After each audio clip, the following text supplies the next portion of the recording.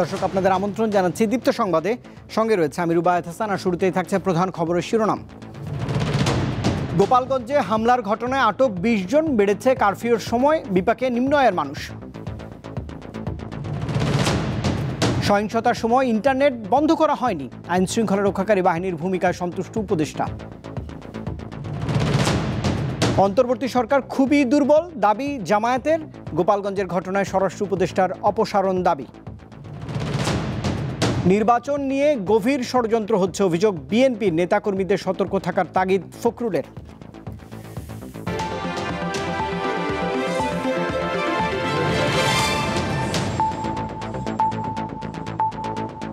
এবারে পুরো আয়োজন। গোপালগঞ্জে জারি করা কারফিউ অনির্দিষ্টকালের জন্য বাড়ানো হয়েছে, তবে আগামীকাল সকাল 11টা থেকে বেলা 2টা পর্যন্ত কারফিউ শিথিল থাকবে। এদিকে চলমান কারফিউর মধ্যে থমথমে অবস্থা বিরাজ করছে গোপালগঞ্জ সদর জুড়ে। সব বন্ধ থাকায় বিপাকে পড়েছেন খেটে খাওয়া নিম্ন আয়ের মানুষ। বুধবার জাতীয় নাগরিক পার্টি এনসিপির সমাবেশে হামলা, সংঘর্ষ ও প্রাণহানির পর গোপালগঞ্জে কারফিউ জারি করা হয়। কারফিউ জারির পর থেকে জেলায় থমথমে অবস্থা বিরাজ করছে। দিনভর আইনশৃঙ্খলা বাহিনীর সদস্যরা টহল দেয় শহরের বিভিন্ন সড়কে। এতে স্বাভাবিক জীবনযাপন ব্যাহত হচ্ছে গোপালগঞ্জবাসীর। সবচেয়ে বিপাকে পড়েছেন খেটে খাওয়া মানুষ। এখানে সেনাবাহিনী বা আইন শৃঙ্খলা বাহিনী যারা ছিল, তারাও মারমুখী প্রতিষ্ঠান থেকে যারা আওয়ামী লীগের লোকজন ছিল, তারাও আসলে এখানে ক্ষতিগ্রস্ত হয়েছে সাধারণ জনগণ। খেটে খাওয়া মানুষ আমরা বিপদে না পড়ি, ভোগান্তিতে না পড়ি, এইটুক সবসময় সরকারের দিকে বা বর্তমান যারা আছে মানে এইটুক স্বাভাবিক থাকলেই হয়।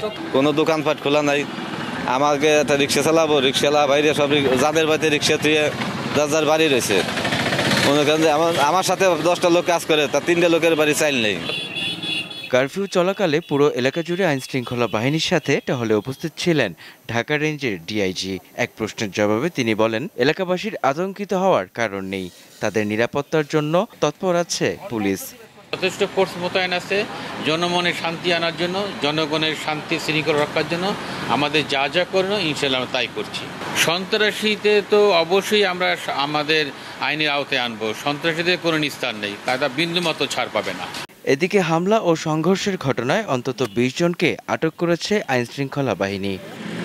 রণক্ষেত্রে পরিণত হওয়া এই লঞ্চঘাট এলাকার পরিস্থিতি নিয়ন্ত্রণে আনতে গতকাল রাত 8টা থেকে আজ সন্ধ্যা 6টা পর্যন্ত কারফিউ জারি করেছে স্থানীয় সরকার। তবে ঢাকা রেঞ্জের ডিআইজি জানিয়েছে, স্থানীয় বাসিন্দাদের আতঙ্কিত হবার কোনো কারণ নেই।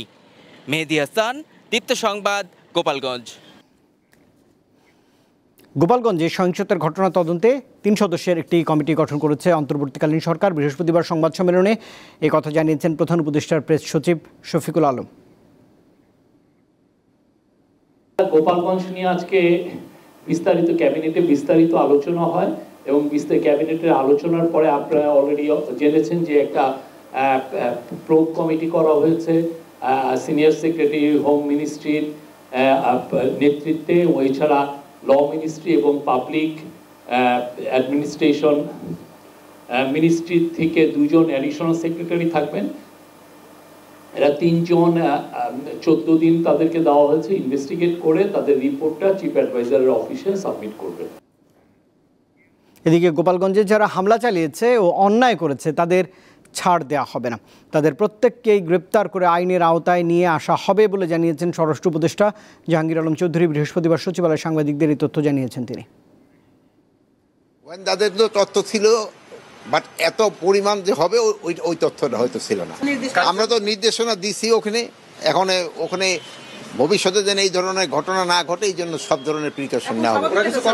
এখন ওই জায়গার পরিস্থিতি স্বাভাবিক। গোপালগঞ্জে সহিংস ঘটনার সময় ইন্টারনেট বন্ধ করা হয়নি বলে জানিয়েছেন প্রধান উপদেষ্টা তথ্য প্রযুক্তি বিষয়ক বিশেষ সহকারী ফয়েজ আহমেদ তৈয়ব। আর স্থানীয় সরকার উপদেষ্টা আসিফ মাহমুদ সঞ্জীব ভুইয়া জানিয়েছেন, ঘটনার সময় আইনশৃঙ্খলা রক্ষাকারী বাহিনী ভালো ভূমিকা রেখেছে। বৃহস্পতিবার ঢাকায় এক অনুষ্ঠান শেষে তারা এসব কথাই বলেছেন। রাজধানীর আগারগাঁয়ে বৃহস্পতিবার তরুণ উদ্যোক্তা বিনিয়োগ নীতি এবং বাস্তুসংস্থান শীর্ষক আলোচনা সভার আয়োজন করে বাংলাদেশ বিনিয়োগ উন্নয়ন কর্তৃপক্ষ বিডা ও ইউএনডিপি। আলোচনা শেষে অতিথিদের কাছে গণমাধ্যম কর্মীদের প্রশ্ন ছিল গোপালগঞ্জ পরিস্থিতি নিয়ে। এ সময় প্রধান উপদেষ্টা তথ্য প্রযুক্তি বিষয়ক বিশেষ সহকারী বলেন, বুধবার গোপালগঞ্জে সহিংস ঘটনার সময় ইন্টারনেট বন্ধ করা হয়েছিল এমন তথ্য সঠিক নয়। তিনি বলেন, আওয়ামী লীগ সহ যেসব ওয়েবসাইটে গুজব ছড়ানো হচ্ছে সেগুলো ডাউন করতে বিটিআরসিকে নির্দেশ দেওয়া হয়েছে। ইন্টারনেট বন্ধ করার ঘটনাটা সর্বৈব মিথ্যা। আমরা পুরো ট্রাফিক গ্রাফ তৈরি করেছি, আপনাদেরকে প্রয়োজনে সেসব ট্রাফিক গ্রাফ আমরা দেখাতে পারি। কোনো ধরনের ইন্টারনেট বন্ধ কিংবা বিঘ্নের ঘটনা ঘটেনি। আমাদের সরকারের নীতিগত সিদ্ধান্ত হচ্ছে যে কোনো পরিস্থিতিতে আমরা ইন্টারনেট শাটডাউন করব না। এক প্রশ্নের জবাবে স্থানীয় সরকার উপদেষ্টা জানান, গোপালগঞ্জের ঘটনায় আইন শৃঙ্খলা রক্ষাকারী বাহিনী ভালো ভূমিকা পালন করেছে। তবে এনসিপির কর্মসূচিতে নিষিদ্ধ ছাত্রলীগের হামলা দুঃখজনক। আইন শৃঙ্খলা রক্ষাকারী বাহিনী তো আমার মতে আমি যতটুকু দেখেছি ভালো ভূমিকা পালন করেছে এবং তারা সফলভাবে সেখান থেকে প্রত্যেককে ইভাকুয়েট করতে পেরেছে এবং আশা করছি আমাদের স্বরাষ্ট্র মন্ত্রণালয়ের লিডারশিপে যারা এই ঘটনাগুলো ঘটিয়েছে, অস্ত্রশস্ত্র সহ হামলা করেছে, তারা গ্রেফতার হবে। তিনি বলেন, নিষিদ্ধ সংগঠন আওয়ামী লীগের নৌকা প্রতীক এখনো নির্বাচন কমিশনের ওয়েবসাইটে থাকা জুলাই চেতনার পরিপন্থী। যেই মার্কাটি ব্যবহার করে মানুষের। শাহরিয়ার ইমন, দীপ্ত সংবাদ, ঢাকা। নির্বাচন নিয়ে গভীর ষড়যন্ত্রের অংশ হিসেবে পরিকল্পিতভাবেই গোপালগঞ্জের ঘটনা ঘটানো হয়েছে বলে অভিযোগ করেছেন বিএনপির নেতারা। তাই কারো পাতা ফাঁদে পা না দিতে নেতাকর্মীদের আহ্বান জানিয়েছেন বিএনপির মহাসচিব মির্জা ফখরুল ইসলাম আলমগীর। বৃহস্পতিবার ঢাকা আলাদা কর্মসূচিতে তারা এসব কথা জানিয়েছেন। সারা দেশে আইনশৃঙ্খলা পরিস্থিতির অবনতির প্রতিবাদে বৃহস্পতিবার ঢাকাসহ সারা দেশে বিক্ষোভ মিছিলের আয়োজন করে জাতীয়তাবাদী যুবদল। রাজধানীর নয়াপল্টনে বিএনপির কেন্দ্রীয় কার্যালয়ের সামনে থেকে বিক্ষোভ মিছিল বের করা হয়। মিছিল পূর্ব সমাবেশে বিএনপির নেতারা অন্তর্বর্তী সরকারের সমালোচনা করে বলেন, জুলাই গণ অভ্যুত্থান করা হয়েছিল গণতন্ত্রের জন্য, কিন্তু সারা দেশে মবক্রেসির রাজত্ব চলছে। জুলাই ছাত্র গণ অভ্যুত্থান সংগঠিত করেছিলাম ডেমোক্রেসির জন্য। আমরা এখন দেখতে পাচ্ছি সারা বাংলাদেশে মবক্রেসির রাজত্ব হচ্ছে। জুলাই আন্দোলনের শহীদ ছাত্রদের স্মরণে বৃহস্পতিবার ঢাকা বিশ্ববিদ্যালয়ের টিএসসি অডিটোরিয়ামে স্মরণ সভার আয়োজন করে বাংলাদেশ জাতীয়তাবাদী ছাত্রদল। এতে বিএনপির কেন্দ্রীয় নেতারা বলেন, জুলাই আন্দোলন শুধু গুটি কয়েক ছাত্রের নয়, বিএনপি সহ গণতন্ত্র মনা সকল দলের আন্দোলন ছিল। সভায় বিএনপি মহাসচিব বলেন, দেশ থেকে এখনো গণতন্ত্রের শত্রু বিলুপ্ত হয়নি, এদের কারো ফাঁদে পা দেয়া যাবে না। ফ্যাসিবাদ তো এখনো শেষ হয়ে যায়নি। গণতন্ত্রের যেন উত্তরণ না ঘটে তার জন্য কাজ শুরু হয়েছে। তারেক রহমান সম্পর্কে অশ্লীল অশ্রাব্য ভাষায় কথা বলা হচ্ছে। এটা কেন করা হচ্ছে? ভয়ে পেয়ে। জিয়াউর রহমানের ছবি অবমাননা এবং তারেক রহমানকে নিয়ে কুরুচিপূর্ণ বক্তব্যের প্রতিবাদে জাতীয় প্রেস ক্লাবের সামনে মানববন্ধনের আয়োজন করা হয়। এতে বিএনপি নেতারা অভিযোগ করেন, ক্ষমতা ধরে রাখতে অনির্বাচিত সরকার পরিকল্পিতভাবে গোপালগঞ্জের ঘটনা ঘটিয়েছে। ঠিক নির্বাচনের যখন একটা নির্দিষ্ট সময় ঘোষণা করলেন, তখন এই গোপালগঞ্জের এই ঘটনা ইঙ্গিত বহন করে দেশে যাতে আর নির্বাচন না হতে পারে, যাতে অনির্বাচিত সরকার ক্ষমতায় থেকে বাংলাদেশের মানুষকে আবার অবহেলা করতে পারে, সেই কারণে এই ষড়যন্ত্র। রাজধানীর নয়াপল্টনে কৃষক দলের সমাবেশে বিএনপি নেতারা বলেন, সংস্কার বিলম্বিত না করে দ্রুত নির্বাচনের ব্যবস্থা করা উচিত। যেখানে সরকারকে মানব অভিযোগ করে সেইখানে আপনারা তারেক রহমানের বিরুদ্ধে আপনারা অভিযোগ করছেন। নির্বাচন পেছানো অথবা আপনারা কোনো কুচক্রীদের সাথে আপনারা সম্পর্ক রাখছেন। তিনি অভিযোগ করেন, একটি ইসলামী দল এখনো সামাজিক যোগাযোগ মাধ্যমে তারেক রহমানকে নিয়ে কুৎসা রটাচ্ছে। হেদায়েতুল্লাহ সীমান্ত, দীপ্ত সংবাদ, ঢাকা। আইন শৃঙ্খলা পরিস্থিতির অবনতি ও বিএনপি নেতাদের বিরুদ্ধে অপপ্রচারের প্রতিবাদে রাজধানীর মতো সারা দেশেও বিক্ষোভ মিছিল করেছে জাতীয়তাবাদী যুবদল। এতে নেতারা জানিয়েছেন, অবিলম্বে আইন শৃঙ্খলা পরিস্থিতির উন্নতি না হলে কঠোর আন্দোলন কর্মসূচি ঘোষণা করা হবে। আইন শৃঙ্খলা পরিস্থিতির অবনতি ও বিএনপিকে নিয়ে অপপ্রচারের প্রতিবাদে বিক্ষোভ মিছিল ও সমাবেশ করে রাজশাহী মহানগর যুবদল। রানীবাজার থেকে শুরু হয়ে বিক্ষোভ মিছিলটি শহরের গুরুত্বপূর্ণ সড়ক প্রদক্ষিণ করে।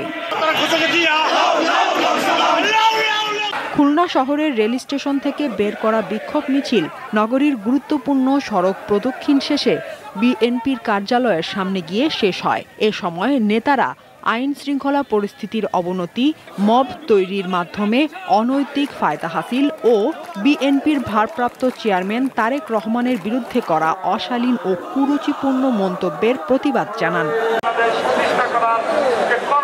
কেন্দ্রীয় কর্মসূচির অংশ হিসেবে চট্টগ্রাম মহানগর যুবদলের উদ্যোগে পুরাতন রেলওয়ে স্টেশন চত্বরে সমাবেশ অনুষ্ঠিত হয়। পরে একটি বিক্ষোভ মিছিল নগরীর বিভিন্ন সড়ক প্রদক্ষিণ করে। ঢাকা মাওয়া মহাসড়কে বিক্ষোভ করে মুন্সিগঞ্জ জেলা যুবদল। এ সময় নেতাকর্মীরা জানান, তারেক রহমান গণতন্ত্র ও জনগণের ভোটের অধিকার প্রতিষ্ঠার পক্ষে কথা বলায় তার বিরুদ্ধে জামাত শিবির চক্র অপপ্রচার চালাচ্ছে। টাঙ্গাইল শহরের নিরালা মোড় শহীদ মিনার থেকে বিক্ষোভ মিছিল বের করে জাতীয়তাবাদী যুবদল। এটি শহরের বিভিন্ন গুরুত্বপূর্ণ সড়ক প্রদক্ষিণ করে। এছাড়া বাগেরহাট, নওগাঁ ও ঠাকুরগাঁও সহ দেশের সকল জেলায় বিক্ষোভ সমাবেশ করে জাতীয়তাবাদী যুবদল। সাদিয়া চৌধুরী, দীপ্ত, বার্তাকক্ষ। গোপালগঞ্জের ঘটনায় স্বরাষ্ট্র উপদেষ্টাকে অপসারণের দাবি জানিয়েছে জামাত ইসলামী। অন্তর্বর্তী সরকার খুব দুর্বল, এই সরকার সিদ্ধান্ত নিতে পারে না বলেও মন্তব্য করেছেন দলটির নেতারা। বৃহস্পতিবার প্রতিবাদ সমাবেশে তারা এসব দাবি জানিয়েছেন। গোপালগঞ্জে জুলাই যোদ্ধাদের ওপর হামলা এবং দেশব্যাপী আইনশৃঙ্খলা পরিস্থিতির অবনতির প্রতিবাদে বৃহস্পতিবার জাতীয় মসজিদ বাইতুল মোকাররমের সামনে বিক্ষোভ সমাবেশ করে জামায়াতে ইসলামী। সমাবেশে বক্তারা জানান, গোপালগঞ্জের হামলা স্বৈরাচারের উত্থানের অশনি সংকেত। স্থানীয় প্রশাসনের নির্লিপ্ততার তদন্তের দাবি জানিয়ে তারা বলেন, নির্বাচনের আগে প্রশাসনের মধ্যে থাকা ফ্যাসিবাদের দোসরদের বিরুদ্ধে শুদ্ধি অভিযান পরিচালনা করতে হবে। এই সরকার খুব দুর্বল। 2, এই সরকার সিদ্ধান্ত নিতে পারে না। 3, এই সরকারের সাথে আরো কারো যোগ সংযোগে থাকতে পারে। এই স্বরাষ্ট্র মন্ত্রীকে অবিলম্বে প্রত্যাহার করতে হবে। উনি দায় এড়াতে পারেন না। রাজধানীর বাইরে খুলনা নগরীর শিববাড়ি মোড়ে বিক্ষোভ মিছিল ও সমাবেশ করে জামায়াতে ইসলামী। এ সময় বক্তারা গোপালগঞ্জে হামলায় জড়িতদের শাস্তির দাবি জানান। রাজশাহী মহানগর জামায়াতে ইসলামী সংক্ষিপ্ত পথসভায় এনসিপির সমাবেশে হামলাকারীদের গ্রেপ্তারের দাবি জানান। এরপর বিক্ষোভ মিছিল বের করা হয়। মিছিলটি মহানগরীর গুরুত্বপূর্ণ সড়ক প্রদক্ষিণ করে। দিলশা দানি, দীপ্ত সংবাদ, ঢাকা। শুধু সাময়িকভাবে নিষিদ্ধ করে নয়, আওয়ামী লীগকে আইনি, রাজনৈতিক ও বুদ্ধিবৃত্তিকভাবেও মোকাবিলা করতে হবে বলে মন্তব্য করেছেন এনসিপির আহ্বায়ক নাহিদ ইসলাম। বৃহস্পতিবার রাজবাড়ীতে সমাবেশে একথা বলেছেন তিনি। এছাড়া মানিকগঞ্জ ও ফরিদপুরে কর্মসূচি পালন করেছে এই দলটি। জুলাই গণ অভ্যুত্থানের বর্ষপূর্তি উপলক্ষে জুলাই পদযাত্রার 17তম দিনে রাজবাড়ীতে পদযাত্রা করেছে জাতীয় নাগরিক পার্টি এনসিপি। বৃহস্পতিবার বিকেলে রাজবাড়ী শহরের বড়পুল এলাকা থেকে হাজার হাজার নেতাকর্মী নিয়ে পদযাত্রা করে কেন্দ্রীয় নেতারা। এনসিপির আহ্বায়ক নাহিদ ইসলাম বলেন, গোপালগঞ্জে হামলা করে তারা ভেবেছিল পদযাত্রা শেষ হয়ে যাবে। এভাবেই আতঙ্ক তৈরি করতে চায় তারা। সাময়িকভাবে নিষিদ্ধ করে আমরা আওয়ামী লীগের মোকাবেলা করতে পারবো না। মুজিববাদ আর মুক্তিযুদ্ধ কিন্তু এক জিনিস না। ফলে আমাদের এই মুজিববাদীদের হাত থেকে আমাদের মুক্তিযুদ্ধকে রক্ষা করতে হবে, বাংলাদেশের জনগণকে রক্ষা করতে হবে, ভবিষ্যৎ প্রজন্মকে রক্ষা করতে হবে। পরে মানিকগঞ্জে পূর্ব ঘোষিত কর্মসূচিতে যোগ দেন এনসিপির নেতারা। এর আগে সকালে ফরিদপুরে পদযাত্রা করেন তারা।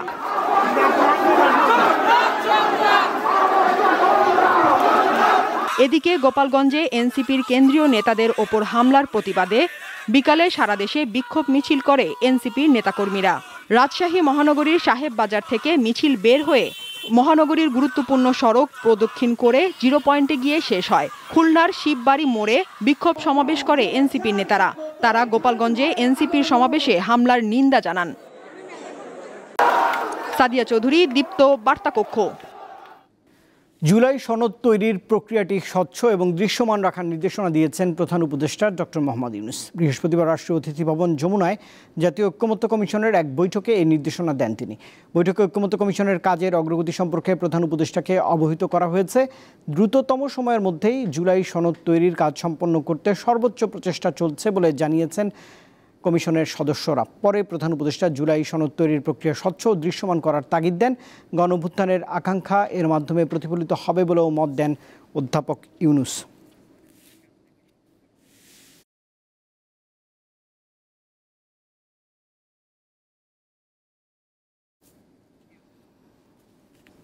দেশে উৎপাদিত 70% প্লাস্টিকের খেলনায় বিষাক্ত ভারী ধাতু পাওয়া গেছে, যা আন্তর্জাতিক নিরাপত্তার সীমা অতিক্রম করেছে। এগুলোর মধ্যে সীসা, ক্রোমিয়াম, পারদ ও ক্যাডমিয়াম অন্যতম। এগুলো ধীরে ধীরেই শিশুর শরীরে প্রবেশ করে কিডনি জটিলতা ও বুদ্ধিহীনতা সহ স্বাভাবিক বিকাশ ক্ষতিগ্রস্ত করে। ছেলে শিশুদের গাড়ি আর মেয়ে শিশুদের পুতুলের প্রতি আগ্রহ জন্ম থেকেই দেখা যায়। সন্তানের আবদার মেটাতে অভিভাবকরাও সামর্থ্য অনুযায়ী কিনে দেন নানান রঙিন খেলনা। লাল, নীল, হলুদ ও কমলা সহ বিভিন্ন কড়া রঙের খেলনায় পাওয়া গেছে সীসা, ক্যাডমিয়াম, পারদ, ক্রোমিয়াম, আর্সেনিক ও ক্লোরিন সহ বেশ কয়েকটি ভারী ধাতু। 0 থেকে 5 বছর বয়সী শিশুদের জন্য এগুলো মারাত্মক স্বাস্থ্য ঝুঁকির কারণ। বৃহস্পতিবার রাজধানীতে বেসরকারি উন্নয়ন সংস্থা environment and social development organisation ESDO প্রকাশিত এক গবেষণায় এসব তথ্য জানানো হয়। সংস্থাটি চকবাজার থেকে দেশীয় 18টি ব্র্যান্ড, চীনা 2টি ব্র্যান্ড এবং 5টি নামহীন খেলনা পরীক্ষা করে এসব ধাতুর উপস্থিতি দেখতে পায়। র্যান্ডামলি স্যাম্পলগুলো কালেক্ট করেছি মার্কেট থেকে। ফিলিপিনের যে পার্টনার অর্গানাইজেশন আছে ব্যানটক্সিক, তাদের একটা টেকনিক্যাল টিম বাংলাদেশে এসেছিল এবং এক্সআরএফ সহ এটা এক্সআরএফ দিয়ে টেস্ট করা হচ্ছে। এসব ভারী ধাতু শিশুর মস্তিষ্কের বিকাশ বাধাগ্রস্ত করা ছাড়াও আচরণগত সমস্যা, কথা বলতে দেরি হওয়া, দুর্বল রোগ প্রতিরোধ ক্ষমতা, কিডনি জটিলতা ও অ্যালার্জি সহ নানাবিধ রোগের কারণ হতে পারে। আপনারা একদিনে আপনারা ধরতে পারবেন না, এটা হলো স্লো প্রসেস আমরা বলি আর কি। যদি আপনারা কন্টিনিউয়াসলি যখন জমতে থাকে তখন পরিমাণে বেশি হয়ে যায় এবং সেটা তখন আমাদের শরীরের ক্ষতি করে আর কি, বিশেষ করে কিডনি থেকে নষ্ট করে বেশি। প্লাস্টিকের খেলনার মান যাচাইয়ের কোনো নীতিমালা নেই, যা ভোক্তা অধিকার রক্ষায় জরুরি। নীতিমালা না থাকার কারণে যেটা হচ্ছে যে এই যে ফ্যাক্টরিগুলো গড়ে উঠছে এবং সস্তা র ম্যাটেরিয়াল দিয়ে প্রোডাক্টটা তৈরি করছে, যেটা ক্ষতির কারণ হচ্ছে। শিশুদের বিভিন্ন ধরনের খেলনাকে ঝুঁকিমুক্ত এবং বিকল্প খেলনা তৈরির পরামর্শ দেন বক্তারা। লাবণী গুহ, দীপ্ত সংবাদ, ঢাকা। 21 আগস্ট গ্রেনেড হামলা মামলায় খালাসের রায়ের বিরুদ্ধে আপিলের পরবর্তী শুনানি 24 জুলাই বৃহস্পতিবার প্রধান বিচারপতি সৈয়দ রেফাত আহমেদের নেতৃত্বে 6 বিচারপতির বেঞ্চে এই বিষয়ে শুনানি অনুষ্ঠিত হয়। শুরুতে রাষ্ট্রপক্ষ শুনানিতে অংশ নেন। প্রথম দিনের শুনানি শেষে আদালত পরবর্তী শুনানির তারিখ ঠিক করে। গত বছরের 5 আগস্ট ছাত্র জনতার আন্দোলনের পর হাইকোর্ট 21 আগস্ট মামলার ডেথ রেফারেন্স ও আপিলের রায় দেয়। গত 1 ডিসেম্বর হাইকোর্টের রায়ে সব আসামিকেই খালাস দেয়া হয়। পরে রায়ের বিরুদ্ধে সুপ্রিম কোর্টের আপিল বিভাগে লিভ টু আপিল করে রাষ্ট্রপক্ষ।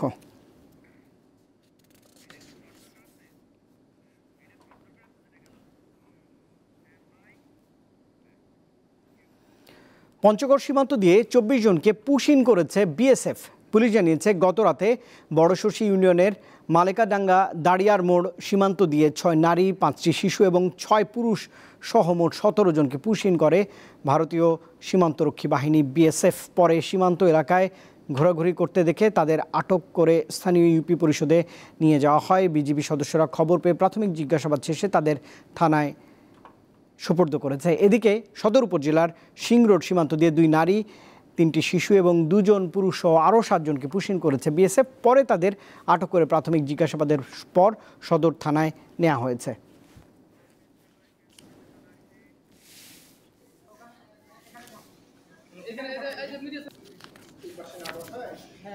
আন্তর্জাতিক প্রসঙ্গ, ইরাকের পূর্বাঞ্চলীয় আলকুদ শহরে একটি শপিং মলে ভয়াবহ অগ্নিকাণ্ডে অন্তত 61 জন নিহত হয়েছেন। এই ঘটনায় আরও 11 জন নিখোঁজ রয়েছেন। ফলে মৃতের সংখ্যা বাড়তে পারে বলে আশঙ্কা করছে প্রশাসন। ভবন ও শপিং মলের মালিকের বিরুদ্ধে মামলা দায়ের করা হয়েছে। তবে আগুনের সুনির্দিষ্ট কারণ এখন পর্যন্ত জানা যায়নি। আগুনে হতাহতের ঘটনায় 3 দিনের রাষ্ট্রীয় শোক ঘোষণা করেছে ইরাক সরকার। ঘটনার তদন্ত শুরু করেছে বিভিন্ন সংস্থাও। পাকিস্তানের পাঞ্জাব প্রদেশে ভারী বৃষ্টিপাত ও বন্যায় 24 ঘন্টাতে অন্তত 63 জনের প্রাণহানি হয়েছে। তীব্র বর্ষণের কারণে বৃহস্পতিবার পাঞ্জাবের একাধিক জেলায় জরুরি অবস্থা জারি করা হয়। বুধবার সকালে বৃষ্টি শুরুর পর থেকেই এ পর্যন্ত 290 জন আহত হয়েছে। জাতীয় দুর্যোগ ব্যবস্থাপনা কর্তৃপক্ষ জানিয়েছে বেশিরভাগ প্রাণহানি ভবন ধসের কারণেই হয়েছে, আর বাকিরা পানিতে ডুবে এবং বিদ্যুৎ স্পৃষ্ট হয়ে মারা গেছেন। নিহতদের পরিবারকে ক্ষতিপূরণ দেওয়ার ঘোষণা দিয়েছে পাকিস্তানের সরকার। বৃষ্টি অব্যাহত থাকায় নদী তীরবর্তী বাসিন্দাদের নিরাপদে সরিয়ে নেয়ার কাজ চালিয়ে যাচ্ছে প্রশাসন। টানা বৃষ্টির কারণে পাঞ্জাবের বেশ কয়েকটি গুরুত্বপূর্ণ মহাসড়ক বন্ধ হয়ে গেছে। এরই মধ্যে বাতিল হয়েছে অসংখ্য ফ্লাইট।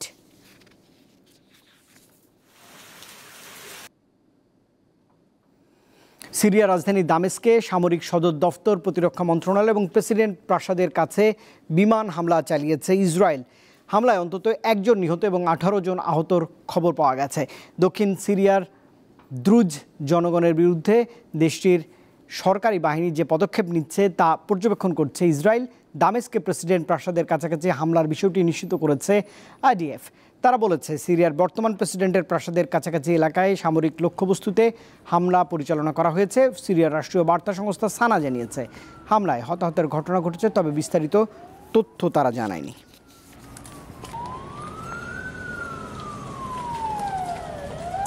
টি-20 সিরিজে জয়ের মধুর স্মৃতি নিয়ে দেশে ফিরেছে বাংলাদেশ জাতীয় ক্রিকেট দল। টেস্ট ও ওয়ানডে সিরিজে হারের পর টি-20তে চমক দেখায় লিটন দাসের দল। প্রথমবারের মতো শ্রীলঙ্কার মাটিতে টি-20 সিরিজ জিতেছে সফরকারীরা। বুধবার কলম্বোয় সিরিজের তৃতীয় শেষ টি-20তে বাংলাদেশ 21 বল ও 8 উইকেট হাতে রেখে জয় নিশ্চিত করে। তবে বিশ্রামের সুযোগ পাচ্ছেন না তারা। লিটন দাসের দলের সামনে আরও বড় চ্যালেঞ্জ অপেক্ষা করছে। ঘরের মাঠে পাকিস্তানের বিপক্ষে টি-20 সিরিজের প্রস্তুতি নিতে হবে লিটন বাহিনীর। আগামী 20, 22 ও 24 জুলাই মিরপুর স্টেডিয়ামে হবে সবগুলো ম্যাচ। গতকাল ঢাকায় এসেছে পাকিস্তানিরা।